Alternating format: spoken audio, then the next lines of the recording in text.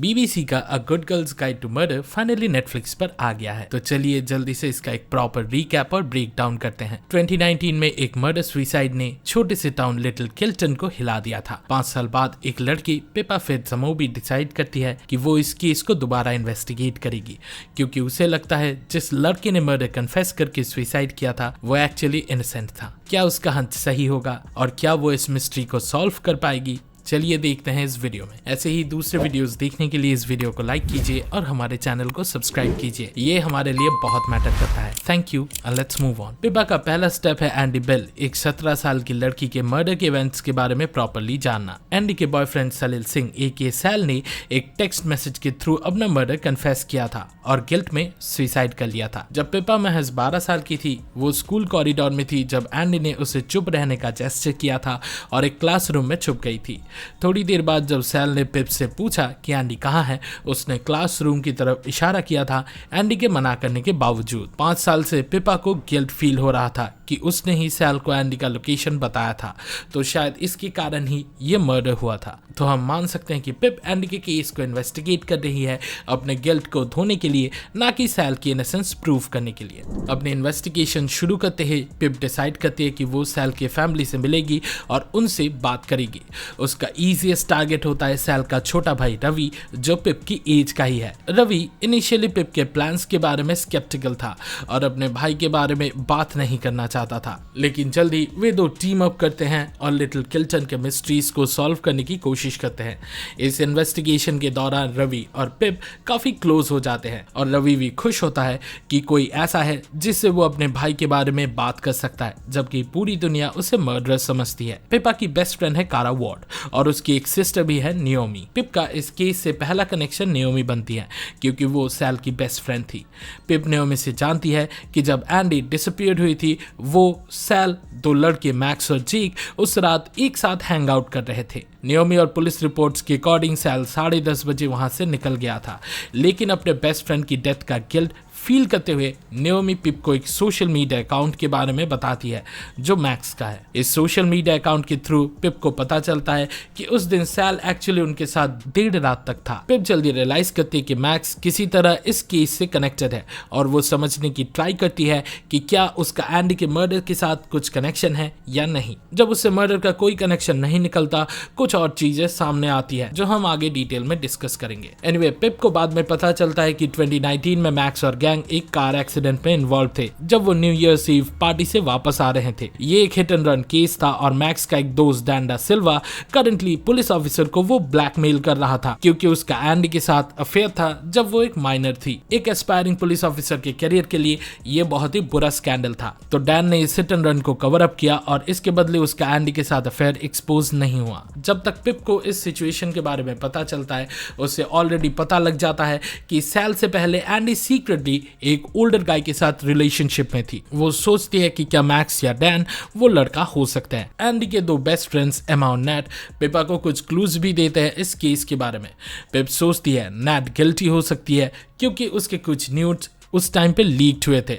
पिप सोचती है एंडी ने ही शायद वो पिक्चर्स लीक किए होंगे, लेकिन नैट क्लैरिफाई करती है कि ऐसा कुछ नहीं हुआ। नैट पिप को बताती है कि एंडी उस टाइम ड्रग्स बेच रही थी और वो डिसअपीयर होने से पहले ड्रास्टिकली बदल गई थी और उसके फ्रेंड्स भी इस चीज से परेशान थे। पिप को पता चलता है कि एंडी कैलामिटी पार्टीज में ड्रग्स बेच रही थी, जो टाउन की सीक्रेट इनवाइट ओनली पार्टीज थे। पिप और उसके फ्रेंड्स क्विकली फिगर आउट करते हैं कैसे ऐसे एक पार्टी में घुसा जा सके। पार्टी में पिप कुछ ड्रग डीलर से मिलती है जो एंडी को माल सप्लाई करते थे और जिनके लिए एंडी ड्रग्स बेचती थी। इनमें से सबसे पॉपुलर एक डेट रेप ड्रग था और ये पिप के इन्वेस्टिगेशन की पूरी डायनामिक्स बदल देती है। पिप रवि के साथ एंडी के घर में छुप के घुस के उसका सीक्रेट स्टैश ढूंढती है।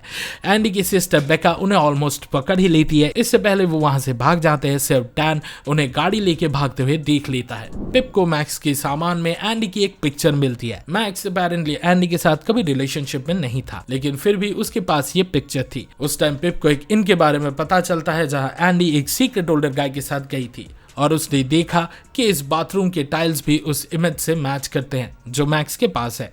लेकिन मोर इम्पोर्टेंटली इनके लेजर में पिप अपने स्टेप फादर की डिटेल्स पाती है। टर्न्स आउट पिप के पेरेंट्स ने उस टाइम फाइट की थी, लेकिन उसने पिप को श्योर किया कि उसने कभी कोई अफेयर्स नहीं किया था। उस टाइम डैन पिप से मिलता है और उसे बताता है कि उसने उसे एंडी के घर के बाहर देखा था, लेकिन वो उसे सैल का वीडियो भी दिखाता है जब एंडी डिसअपीयर हुई थी। उसे इन्वेस्टिगेट किया गया था और वो इंटरोगेशन में वायलेंट हो गया था। पिप इसके बाद सोचने लगती है कि अगर वो अपने स्टेप फादर पे ट्रस्ट नहीं कर सकती तो सैल पे ट्रस्ट करने का भी कोई पॉइंट नहीं है, और एक मोमेंट के लिए वो बिलीव करती है कि सैल ने ही एंडी को मारा था। पिप सोशल मीडिया पे अपने एविडेंस के बारे में एक वीडियो पोस्ट करती है और इमीडिएटली उसे थ्रेट्स मिलने लगते हैं कि अगर वो इन्वेस्टिगेशन बंद नहीं करती है उसका कोई करीबी मारा जाएगा। उस दिन उसके भाई जॉश का बर्थडे होता है तो वो उसे लेके परेशान हो जाती है, लेकिन एक्चुअली उसका डॉग सड़क पे मरा हुआ मिलता है। पिप फिर एक वीडियो डालती है जिसमें वो कहती है कि उसके पास एंडी के मर्डर के अगेंस्ट कोई भी इनक्रिमिनेटिंग एविडेंस नहीं है ताकि और कोई हर्ट ना हो। एक एग्जाम के बाद पिप को नियोमी का कॉल आता है, लेकिन नंबर सीक्रेट होल्डर गाय शो होता है। पिप ने पहले ही ये नंबर सेव कर लिया था और पता चला कि वो कैरा और नियोमी के फादर एलियट का नंबर था। पिप अपना फोन एलियट की कार में छोड़ देती है जब वो उन्हें घर ड्रॉप करने आता है और उसे उसके एक पुराने घर तक ट्रैक कर लेती है। फॉर्चुनेटली जाने से पहले वो रवि को बताती है कि वो वहां जा रही है, वरना वो वहां फंसी रह जाती। टर्न्स आउट एलियट ने एक लड़की इसला को अपने घर में कैद करके रखा था जो स्ट्रीट पे मिली थी और बिल्कुल एंडी जैसी दिखती थी। एंडी के 17 साल की उम्र से ही एलियट और एंडी एक रिलेशनशिप में थे जब वो उसकी स्कूल टीचर था। एलियट ने एंडी का एडवांटेज लिया जब वो अपने घर की सिचुएशन से अपसेट थी। उसकी फादर जेसन एक टेरिबल बाप था और बहुत कंट्रोलिंग था, तो एंडी को उस सिचुएशन से एक एस्केप चाहिए था।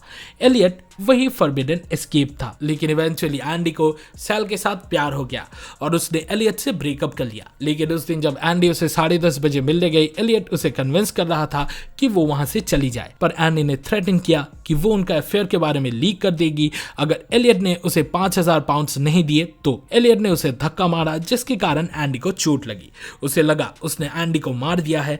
अपने बच्चों के पास रहने के लिए एलियट ने डिसाइड किया कि सैल को इस जुर्म के लिए वो ब्लेम करेगा। एलियट ने सैल को ड्रग किया, उसके फोन से मैसेज भेजा परफेक्ट पंक्चुएशंस के साथ और फिर उसे मारने के लिए छोड़ दिया, जिसे देख के ये लगता कि उसने सुसाइड किया है। एंडी की डेथ एक एक्सीडेंट थी पर उसे बचाया जा सकता था। एलियट से फाइट के बाद एम्बुलेंस आने से पहले एंडी उसके घर की तरफ रवाना हो गई, जो शो के स्टार्टिंग का सीन है। बेका एंडी की बहन 2018 में कैलामिटी पार्टीज के दौरान 15 साल की उम्र में ही रेप और अब्यूज का शिकार हुई थी। बेका ने एंडी को बताया कि कैसे मैक्स ने उसका रेप किया, पर एंडी पुलिस के पास नहीं जा सकती थी क्योंकि उसने ही मैक्स को वो डेट रेप ड्रग बेचा था। एंडी सैल के साथ भागकर नए लाइफ की प्लानिंग कर रही थी, लेकिन जब बेका ने ये सुना अपने बाप के साथ अकेले रहने के डर से उसने गुस्से में एंडी को पुश किया उस रात। एंडी ऑलरेडी ब्लीड कर रही थी और इस नए चोट से वो अपने खून से ही चोक कर गई। बेका बस देखती ही रह गई क्योंकि वो अंदर से गुस्से से भरी हुई थी। उसने एंडी का बॉडी डंप किया और वापस मुड़कर कभी नहीं देखा। बेका को हमेशा अपनी बहन की तरह बनना था और ये चांस उसके शाइन करने का था। शो का मेन पॉइंट ये है कि सबके अंदर ही अच्छाई और बुराई होती है, पिप के अंदर भी। पिप इन्वेस्टिगेशन कर रही थी अपने गिल्ट की वजह से, ना कि वो अच्छी इंसान है इसलिए, पर बेका के केस में उसके बैड साइड्स डेफिनेटली ज्यादा है। इस सीरीज में पिप को दो लोग थ्रेट करते, एक एलियट जो एक क्लू देता है उसको पकड़ने में, और दूसरा बेका जो अपनी आइडेंटिटी रिवील नहीं करने देना चाहती थी। जब एलियट पकड़ा गया तो एंडी की मौत का ब्लेम उस पर डालना आसान था, पर पिप ने समझा कि वो टेक्स्ट भेजने वाला वो नहीं हो सकता, क्योंकि जब उसका डॉग मारा गया था तब एलियट टाउन में नहीं था। एविडेंस बेका की तरफ पॉइंट कर रही थी। शायद बेका का डार्क साइड इतना स्ट्रॉन्ग था कि उसने एंडी की मदद नहीं की बल्कि उसे मौत के घाट उतार दिया था और एक बेजुबान जानवर को भी मार दिया था। सीरीज के एंड होने के बावजूद एक इनजस्टिस अभी भी बचा हुआ है। मैक्स हेस्टिंग्स फ्री घूम रहा है और हम नहीं जानते कि उसके और कितने विक्टिम्स हैं। ये ओपन एंडेड छोड़ा गया है ताकि एक सेकंड सीजन के लिए जगह बनाया जा सके। पिप मैक्स को प्रॉमिस करती है कि वो इंश्योर करेगी कि मैक्स को उसके क्राइम्स के लिए पकड़ा जाए और सबको जस्टिस मिले। बेका ने पिप को ड्रग करके एंडी जैसे मौत देने की कोशिश की थी, लेकिन रवि और कारा ने टाइम पे आके उसे बचा लिया था। एक चीज जो बेका ने तब कही थी वो अब भी मेरे कानों में बज रहा है, nothing really ever happens to people like Max Hastings. Hopefully season 2 में बेका गलत साबित होगी। इस वीडियो को देखने के लिए शुक्रिया। A good girl's guide to murder देखने का आपके एक्सपीरियंस के बारे में कमेंट सेक्शन में जरूर शेयर करें। वीडियो के लाइक बटन को हिट करें और हमारे चैनल को सब्सक्राइब करें ताकि आपको सिनेमा सीरीज का वीकली डोज मिलता रहे। अगले वीडियो में मिलता है और फिलहाल के लिए वे साइनिंग ऑफ। अलविदा and I will be back.